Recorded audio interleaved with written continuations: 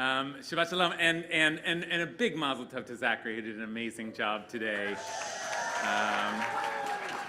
Bar mitzvah is like, it's such an important time marker, such an important marker in time, and it's an incredibly joyous one. I'm also, as Rabbi Panet said, I'm also marking time in the Jewish calendar today. This is actually the second time since I started here at Ikar that I've had the privilege, it's really a privilege, to be able to speak on a Shabbat that was also a day when I had yortzeit for my father Stephen Kasher, Yeshua Avram Yosef ben David, and I hope that today's learning will contribute to the elevation of his soul. It was in the process, actually, of mourning my father that I came to feel, for the first time, as many mourners do, the power of Jewish time. There's the Shiva, right? The 7 days when we just sit in our house and just sit in our grief. And then there are the successive periods of mourning, the Shloshim, the 30 days, when the mourning is somewhat loosened but still very present. And then there's an entire year of mourning, the Shana, when we continue to say the Kaddish. These markers, if anyone has ever either experienced them personally or just attended to the suffering of others, these markers prove to be some of the deepest wisdom that our tradition offers. Because without them, what would we do with death? I remember when my father died, I remember talking to a friend of mine who was from India, and he said, "What you're doing is a good thing. I don't understand Americans. They go back to work the next day. In my village in India, when someone's parent died, they would be in their house for months, just sit there, and everybody understood, and people would bring them food. What would we do? What would we do without these markers?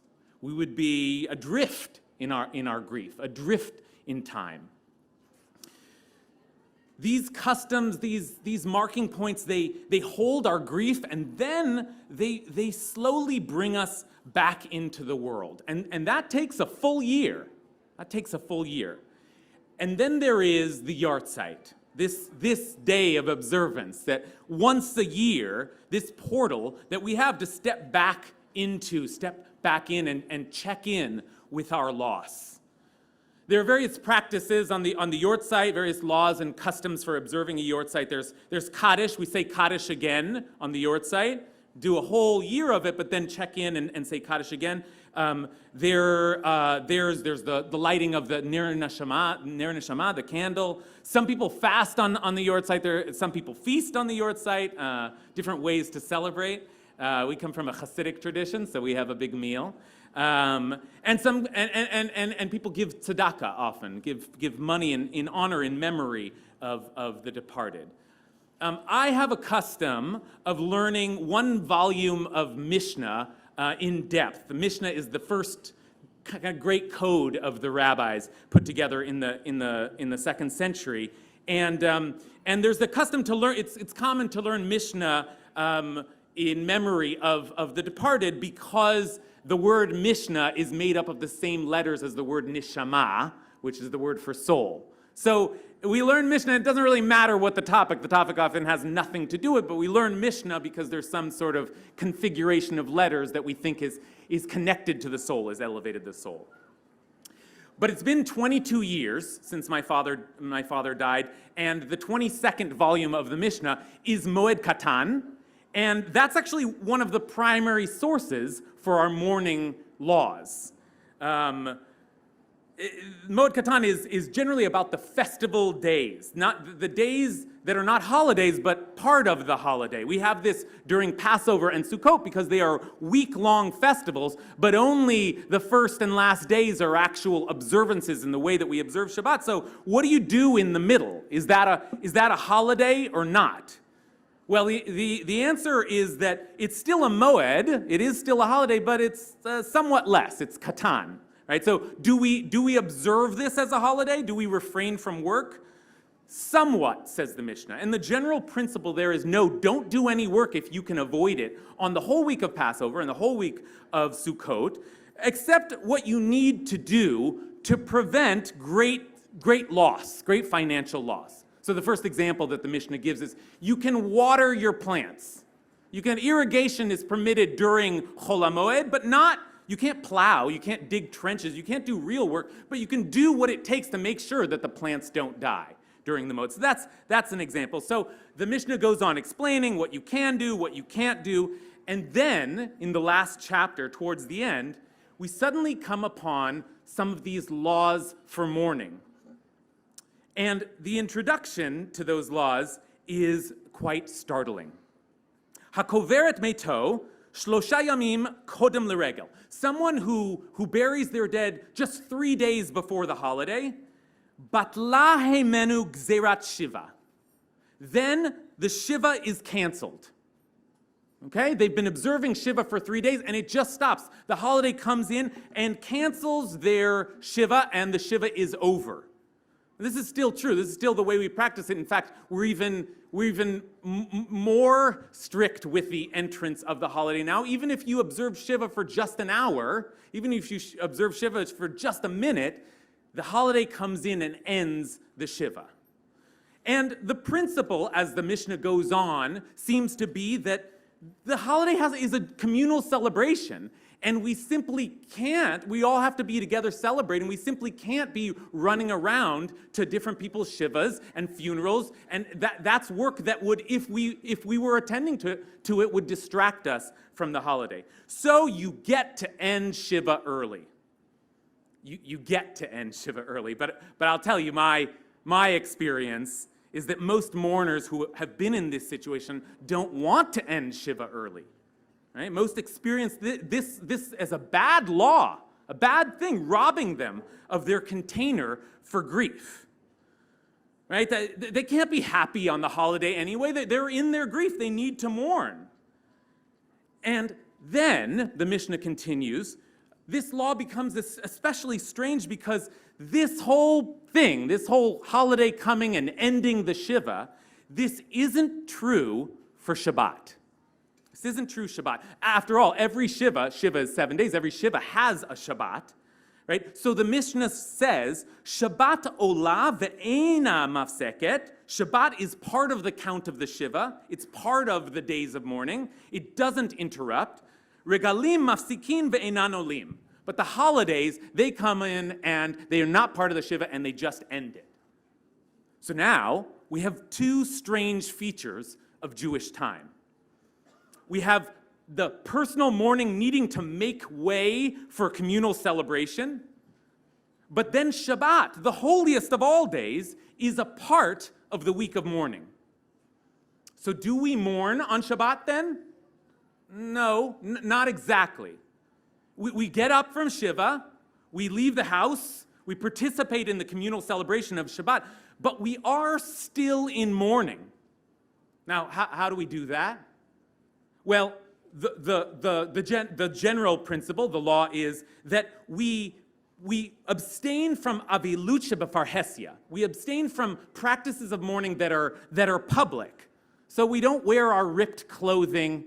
We put on a nice outfit for Shabbat, and we go to shul. We leave our house, but we still observe avelut shebetzinah. We still observe our private mourning. So we've put on a nice suit, but we haven't taken a bath, and we abstain from intimacy, even though it's Shabbat, and we don't study Torah, even though it's Shabbat, and we don't get an aliyah when we're in our Shiva, even though it's Shabbat, and here we are celebrating with the community. So we continue to mourn privately, but we don't express our mourning publicly. Now, come on. I mean, it was bad enough that my grief could be truncated, but now you want me to pretend, to keep up a good face, to act like I'm okay? How can a supposed wisdom tradition asks that of us? And yet, on some level, that is exactly what we will have to do, all of us, with our grief eventually. Hopefully, eventually we will leave the house. We will go back to work. We will learn to participate in other people's joy. But the mourning doesn't end. Because guess what? It never ends. It never ends. Ask someone you know who has lost someone. You never get over it. But you learn to contain it, to hold it, but to hold it a little bit off to the side as you begin to live again, as you return to care for your family again, as you carry out your public duties again. And the Shabbat of Shiva begins to teach us how to do that. Right? We talk a lot in this community about holding both joy and sorrow at once. But that's complicated work. How do we do that? How do we do that? Shabbat begins to teach us how to do that. I remember actually the Shabbat of my Shiva. I went to shul, and I sat in my father's seat, and I was wearing a nice suit, and I kept it together until the Torah reading. And then I just started bawling, sobbing, like, what do they say, ugly cry? Like, it was a scene. And just sobbing and heaving, and they continued with the service, and then the service ended, and the rabbi called me over, Rabbi Zalman Meisels. He was a regal man, but we didn't have much of a relationship because he didn't speak English. He spoke only Yiddish. But that day he called me over and he summoned some of the little English he had, and he just said this: "Today is Shabbos." That's all he said. Today is Shabbos. And on some level, he was saying, you got to keep it together, right? Which sounds kind of insensitive. And yet, I felt comforted. I felt comforted because he was saying, I get it. I get it. I know. We know what you're going through. Today is Shabbos, and we're asking you to try to hold it together a little bit, but we get it. We understand. And I was comforted. Where did he get this wisdom from? Where does this idea come from? Well, of course, it comes from this week's Parsha. It comes from this week's Parsha. This week's Parsha, which also contains in it a tragedy, a terrible loss. It is the great inauguration day. Aaron and his family are being inaugurated as the priests, and they offer a sacrifice, and God comes down, and it's glorious. And then, for reasons we've never fully understood, two of his sons, they get something wrong. They bring some kind of strange sacrifice, and a fire comes down and consumes them. They die right there on inauguration day. And Moses, who is not a great comforter in general, right? Moses asks some of the family to carry the bodies out. And then he says this: "Vayomer Moshe el Aaron, Eleazar, Itamar." Moses said to Aaron and to his sons, his remaining sons, Eleazar and Itamar, he says, "Roshechem al tifro." Don't let your hair out, right? I guess they were in turbans, so don't let your hair out in accordance with the practices of mourning. In fact, this is one of the sources from which we learn those practices of mourning, that we don't cut our hair, that we don't attend to our hair. Roshechem al tifro, uvigdechem lo tifromu. And don't tear your clothes. That's the classic mourning, going all the way back to the most ancient stories we have of mourning, ripping clothes. Don't do that. You can't do that because today is inauguration day. You've got to keep it together. You've got to keep it together. We need you to. This is a big moment. We are becoming a people, and we need you to lead the charge. So you've got to keep it together. You can't do what we would normally expect you to do right now, which is to start mourning. You've got to keep it together. Okay, that's the first half of the verse. But then Moses continues, and Moses says,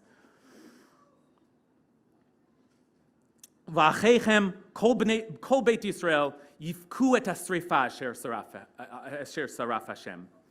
And all of your kinsmen, the whole house of Israel, they will cry over the great conflagration that God has wrought. We'll be crying.